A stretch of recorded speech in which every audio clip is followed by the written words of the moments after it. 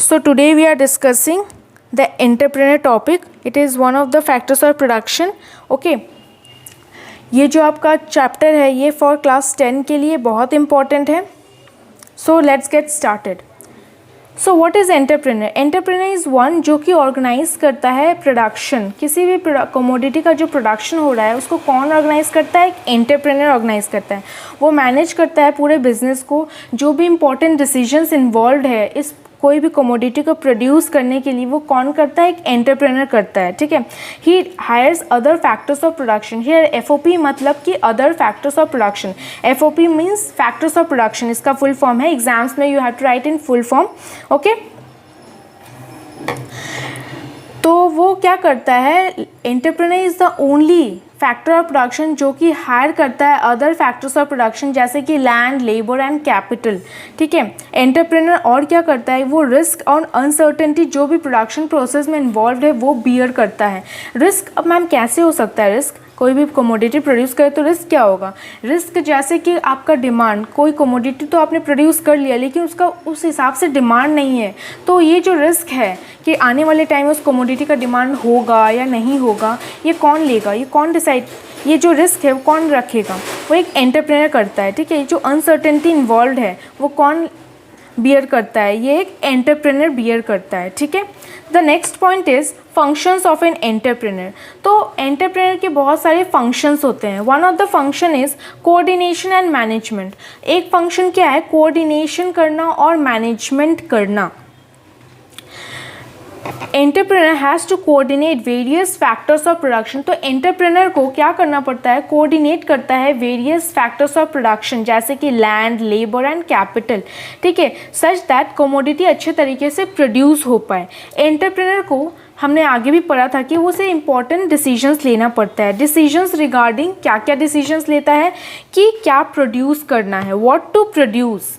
दूसरा how to produce. ये तीन क्वेश्चन तो अपने को पता है. What to produce, how to produce, for whom to produce. ठीक है. तो एंटरप्रेन्योर क्या करता है? क्या प्रोड्यूस करना है वो डिसाइड करता है. ठीक है. फिर डिसाइड करता है कितना प्रोड्यूस करना है.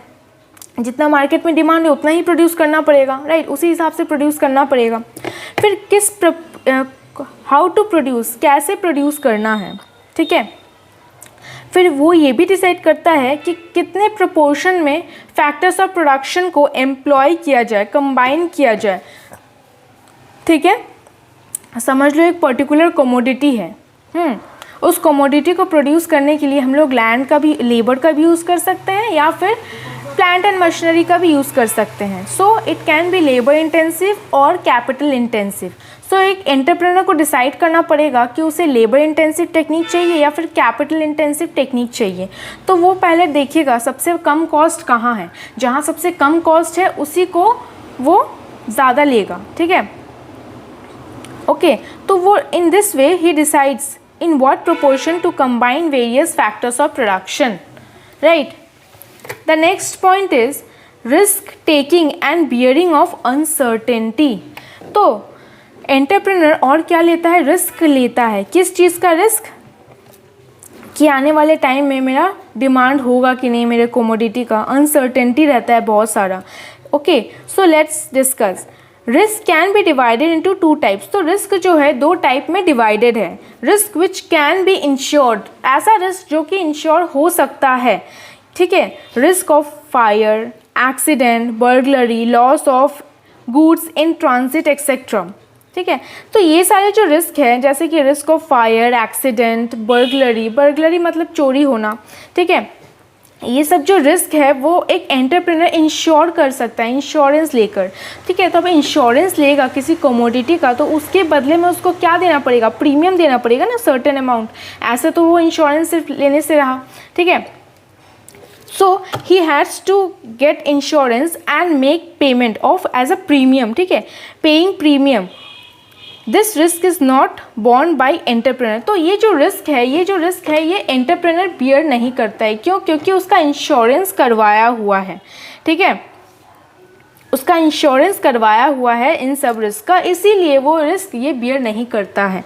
ठीक है. अब आप पूछोगे ma'am loss of goods in transit क्या है? मतलब कि रास्ते में समझ लो गुड्स जा रहा है अपने वेयर हाउस से या फिर गोडाउन से सप्लायर को किसी कस्टमर के पास, ठीक है, रास्ते में गुड्स क्या हुआ, ख़राब हो गया, किसी कारणवश वो एक्सीडेंट हो गया, ठीक है, और पूरा गुड्स जल के राख हो गया, तो इसके वजह से क्या होगा, लॉसेस होगा। तो ये लॉस को कैसे मिनिमाइज़ किया जाता है, बाय टेकिंग इंश्योरेंस। और इंश्योरेंस लेगा ठीक है, बट उसके बदले में क्या पेमेंट करना पड़ता है, प्रीमियम अमाउंट पेमेंट करना पड़ता है, जो कि एंटरप्रेन्योर को करना पड़ता है। इस तरीके से वो क्या करता है, ये सब रिस्क से मुक्ति पा सकता है, ठीक है, छुटकारा पाएगा इंश्योरेंस लेके। लेकिन ऐसे भी रिस्क हैं जहाँ आपको इंश्योरेंस नहीं मिलेगा, और उस केस में एंटरप्रेन्योर को वो रिस्क बियर करना पड़ता है। ओके, दूसरा टाइप का रिस्क है risk which can not be insured. ऐसा रिस्क जो कि आप इंश्योरेंस नहीं ले सकते। Risk arising due to uncertainty, risk जैसे कि कोई अनसर्टेनिटी होना। अच्छा, अनसर्टेनिटी कब होगा, it arises due to changes in demand. जब डिमांड चेंज होता है ना, इस केस में अनसर्टेनिटी अराइज होता है। कैसे अनसर्टेनिटी अराइज होता है, जैसे कि डिमांड चेंज होता रहता है, किसी भी कमोडिटी का डिमांड सेम हमेशा नहीं रहता, ठीक है। पहले के ज़माने में क्या होता था, ब्लैक एंड वाइट टीवी चलता था, उसका डिमांड रहता था, लेकिन अभी उसका है क्या, डिमांड नहीं है, ठीक है। ये धीरे धीरे हुआ है, इट इज़ इन प्रोसेस, एक बार में नहीं हुआ है। तो ये जो रिस्क है डिमांड चेंज होने का किसी भी कमोडिटी का, वो रिस्क कौन बियर करता है, एक एंटरप्रेन्योर बियर करता है, और इसका कोई इंश्योरेंस नहीं होता, ठीक है। सो चेंजेस इन डिमांड क्यों होता है, because of changes in population change होने की वजह से, फिर change in taste and preference pattern, and change in income of consumer. Income का चेंज होने की वजह से भी होता है ऐसा, ठीक है। इनकम समझ लो दिनों दिन कंज्यूमर का बढ़ता गया, तो जो नॉर्मल कमोडिटी है या फिर इन्फीरियर टाइप कमोडिटी है, उसका डिमांड क्या होगा, घटता जाएगा, ठीक है। और वही अच्छे जो कमोडिटीज़ हैं, जो कि सुपीरियर कमोडिटीज़ है, उसका डिमांड क्या होगा, बढ़ता जाएगा। सो ये जो चेंज इन डिमांड इस सब कारणों से होता है, ठीक है। और चेंजेस इन सप्लाई क्यों होता है, चेंजेस इन सप्लाई होता है because of change in technology of production, ठीक है। सप्लाई चेंज होता है, ये भी वन ऑफ द कारण है, ठीक है, वन ऑफ द रिस्क है जो कि एक एंटरप्रेन्योर बियर करता है। लाइक चेंज इन टेक्नोलॉजी, समझ लो एक एंटरप्रेन्योर है, ठीक है, उसने सोचा कि ठीक है, एक टेक्नोलॉजी वो फॉरेन से इंपोर्ट किया, ओके, 35 लाख में इंपोर्ट किया, सोचा इसका गुड्स बनेगा और मेरे को बहुत प्रॉफिट होगा। लेकिन आने वाले टाइम में क्या हुआ, 1 साल के अंदर पता चला इंडिया में एक ऐसा टेक्नोलॉजी है जो कि बहुत ही कम रेट का है, समझ लो 5 लाख का वो टेक्नोलॉजी होता है, और उससे बेटर कमोडिटी प्रोड्यूस करता है। तो इस केस में क्या हुआ, एंटरप्रेन्योर को हमेशा डर रहेगा कि अगर टेक्नोलॉजी ऐसा चेंज हुआ तो मेरा बहुत नुकसान हो सकता है। तो देखो इस केस में क्या हुआ कि टेक्नोलॉजी सस्ते में आ गया, तो दूसरे जो एंटरप्रेन्योर थे वो सस्ते में बना पाए उसी कमोडिटी को, और बेटर क्वालिटी प्रोवाइड कर पाए कस्टमर्स को। तो जो मेरा कमोडिटी था, जो मैंने ख़रीदा था 35 लाख का, तो मेरा नुकसान हो गया, ठीक है। सो ये जो डर है, ये जो रिस्क है कि मेरा लॉस ना हो जाए आने वाले टाइम में because of change in technology, ठीक है। तो ये जो रिस्क है कौन बियर करता है, एक एंटरप्रेन्योर बियर करता है। The next point is taxation policy of government. तो टैक्सेशन पॉलिसी ऑफ गवर्नमेंट भी बहुत ही इंपॉर्टेंट फैक्टर है। टैक्सेशन पॉलिसी क्या होता है, चेंज होता रहता है, आए दिन चेंज होता रहता है, ठीक है। इसकी वजह से एंटरप्रेन्योर को जो भी रिस्क होता है वो बियर करना पड़ता है।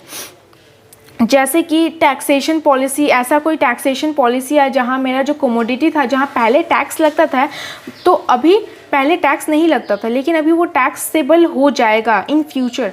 तो ये जो रिस्क है कि आने वाले टाइम में मेरा कमोडिटी का टैक्स लगने लगा, तो ये जो रिस्क है, अनसर्टेनिटी है, ये एक एंटरप्रेन्योर को बियर करना पड़ता है। और इसके इन सब रिस्क में क्या होता है, इसका कोई इंश्योरेंस नहीं होता। सो एक एंटरप्रेन्योर को ही ये रिस्क बियर करना पड़ता है। फर्स्ट वाले केस में क्या था, वो इंश्योरेंस करवा के रिस्क फ्री हो सकता था, लेकिन इस केस में he can not become risk free, okay.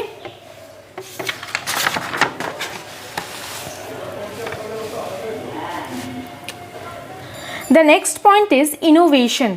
तो एक एंटरप्रेन्योर को इनोवेशन भी होना चाहिए, इनोवेटिव आइडियाज़ आते रहना चाहिए माइंड में, ताकि वो अपना बिजनेस को टिका पाए, ठीक है। Now let's discuss, innovation includes anything which decreases demand और lowers the cost of production. तो इनोवेशन का मतलब क्या है, ऐसा कोई चीज़ करना, इस तरीके से करना कि मेरा जो कमोडिटी का डिमांड बढ़ पाए, या फिर मेरा जो कॉस्ट है, मेरा ऑलरेडी जो कमोडिटी प्रोड्यूस हो रहा है उसका कॉस्ट और प्रोडक्शन घट पाए।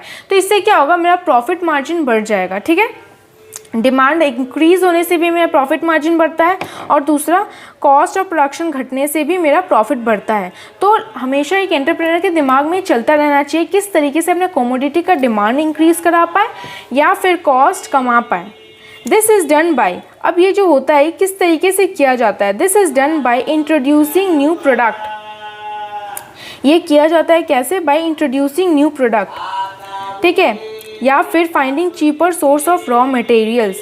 और किस तरीके से किया जाता है, cheaper source of raw materials देखते हुए, या फिर इम्प्रूविंग ओल्ड प्रोडक्ट्स, या फिर ओल्ड प्रोडक्ट को इम्प्रूव करके, ठीक है, कोई भी ओल्ड प्रोडक्ट है उसको इम्प्रूव करके, या फिर नया मेथड्स ऑफ प्रोडक्शन फाइंड करके, या फिर new method, new market for the product, या फिर नया मार्केट ढूंढ के, ठीक है। इफ़ इनोवेशन इज़ सक्सेसफुल, अगर इनोवेशन सक्सेसफुल निकला तो क्या होगा, एंटरप्रेन्योर प्रॉफिट कमाएगा। जैसे एग्जांपल ले लेते हैं ऊबर एक इनोवेटिव आइडिया था, ठीक है, तो उसका एंटरप्रेन्योर क्या अभी प्रॉफिट में, क्यों, क्योंकि वो जो इनोवेशन था वो सक्सेसफुल निकला।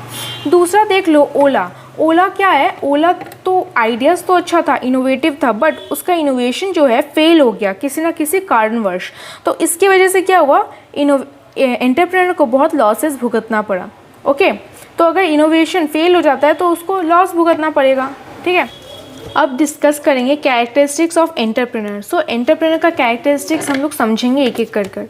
इसको समझने के लिए हम लोग को एक वर्ड याद रखना पड़ेगा, पी हर इज़ क्या होता है बताओ, माइका होता है ना लड़कियों का, तो पी हर भी बोलते हैं ना। ये इससे क्या मैम रिलेशन है, P for planning and initiative, okay, planning and initiative, H for hired, R for residual, R for risk taking, okay. एक एक करके समझते हैं।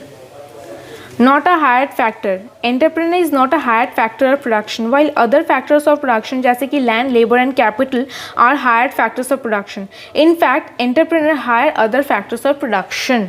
मतलब कि entrepreneur जो है एक hire factor of production नहीं होता है, इसको कोई और हायर नहीं करता है। क्या एंटरप्रेन्योर को लैंड हायर करता है, नहीं। लेबर हायर करता है, नहीं। कैपिटल हायर करता है कि लो एंटरप्रेन्योर पैसा लो, मेरे अंडर में काम करो, कैपिटल बोलता है, लैंड बोलता है, नहीं ना। एंटरप्रेन्योर बल्कि बाकी फैक्टर्स ऑफ प्रोडक्शन को हायर करता है, ठीक है, भाड़े में यूज़ करता है जो भी अपना कमोडिटी प्रोड्यूस करने के लिए। The next is residual income. Entrepreneur gets residual income after paying other factors of production. तो एंटरप्रेन्योर जो होता है, एंटरप्रेन्योर क्या करता है, एंटरप्रेन्योर को रेसिडुअल इनकम मिलता है, चाहे वो नेगेटिव हो या फिर पॉजिटिव हो। अगर नेगेटिव होता है रेसिडुअल इनकम तो उसका मतलब क्या, एंटरप्रेन्योर का लॉस हुआ है, ठीक है। अगर पॉजिटिव है रेसिडुअल इनकम मतलब एंटरप्रेन्योर का प्रॉफिट हुआ है। लेकिन बाकी फैक्टर्स ऑफ प्रोडक्शन को अगर हम देखें तो उनका हमेशा पॉजिटिव रहता है इनकम, जैसे कि लैंड का, लेबर का, कैपिटल का, ऑलवेज पॉजिटिव। बट एंटरप्रेन्योर का ज़रूरी नहीं है रेसिडुअल इनकम पॉजिटिव ही हो, ठीक है। Entrepreneur gets residual income after paying others factors of production, मतलब बाकी फैक्टर ऑफ प्रोडक्शन को पेमेंट करने के बाद जो पैसा बचता है वो एंटरप्रेन्योर का होता है। While the reward for other factors of production is always positive, but the reward for entrepreneur may be negative in case of losses, ठीक है। The third point is risk taking ना। पीहर का जो आर है क्या है, रिस्क टेकिंग है। रिस्क टेकिंग मतलब एंटरप्रेन्योर क्या लेता है, रिस्क लेता है। रिस्क क्या लेता है कि मेरा आने वाले टाइम में मेरा कमोडिटी का जो डिमांड है वो होगा कि नहीं। ये जो अनसर्टेनिटी है, जो रिस्क है, वो कौन बियर करता है, एंटरप्रेन्योर बियर करता है, okay. The entire risk in production is borne by entrepreneur. Risk taking and uncertainty bearing is the key job of an entrepreneur. Okay.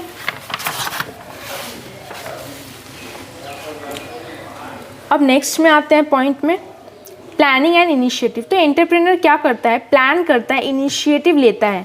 Planning and initiative relating to starting of a business is done by entrepreneur. जो भी planning करना है, initiative लेना है किसी business से related, तो उन सब का इनिशिएटिव कौन लेता है। कोई भी कमोडिटी को समझ लो प्रोड्यूस करना है, तो उसको प्रोड्यूस करने के लिए जो शुरुआत प्लान है कौन करता है, लैंड करता है नहीं, लेबर करता है नहीं, ठीक है, कैपिटल करता है नहीं, ये सब एंटरप्रेन्योर करता है। उसमें इनिशिएटिव भी लेता है, हाँ इस तरीके से करना चाहिए, ठीक है।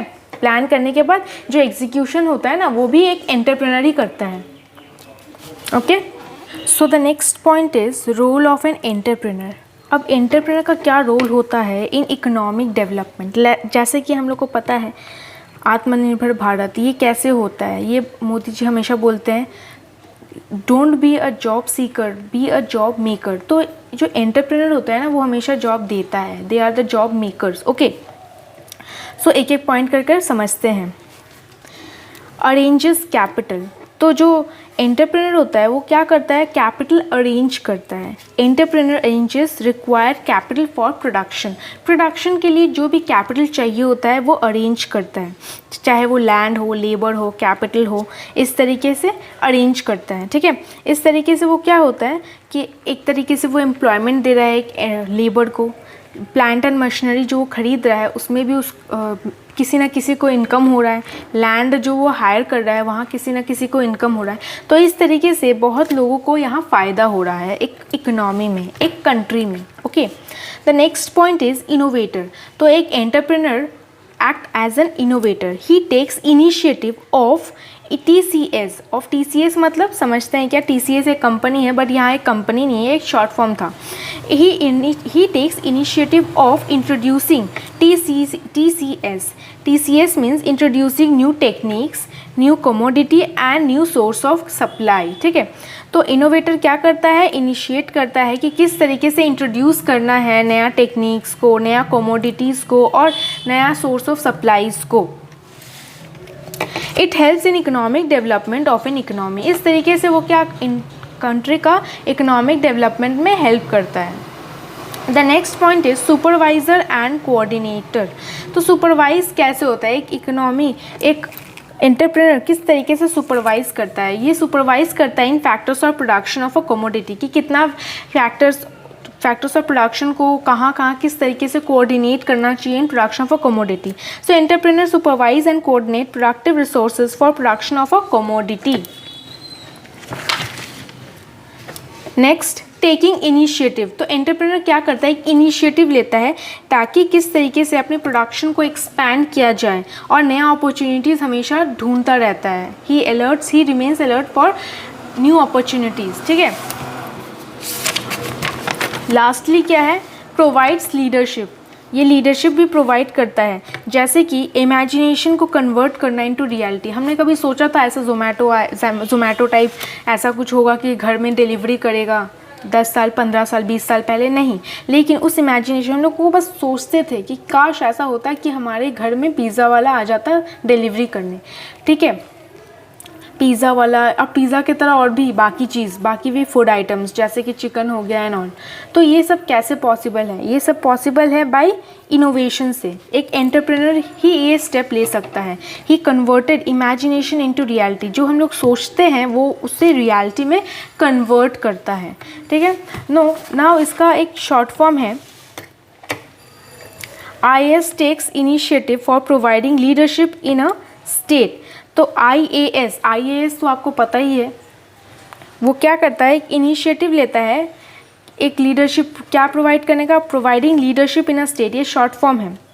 ठीक है, I means innovator, A means arranges capital, S means supervisor and coordinator, takes initiative we have already discuss, taking initiative and providing leadership. ठीक है, तो इस तरीके से आपका पूरा एक समेशन, एक शॉर्ट फॉर्म बन गया। इसे आप एग्ज़ाम्स के लिए यूज़ कर सकते हो। ठीक है, थैंक यू।